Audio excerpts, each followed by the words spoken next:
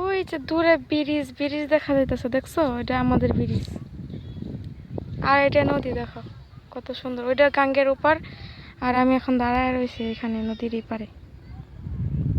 আর এটা নদীর ওপার, ওপারের জায়গাটা অনেক সুন্দর, সব সবুজ, দেখছো? কোনো বাড়ি ঘর নাই। ওখানে দেখো মাছ মারতেছে নৌকা দিয়া, জাল দিয়া।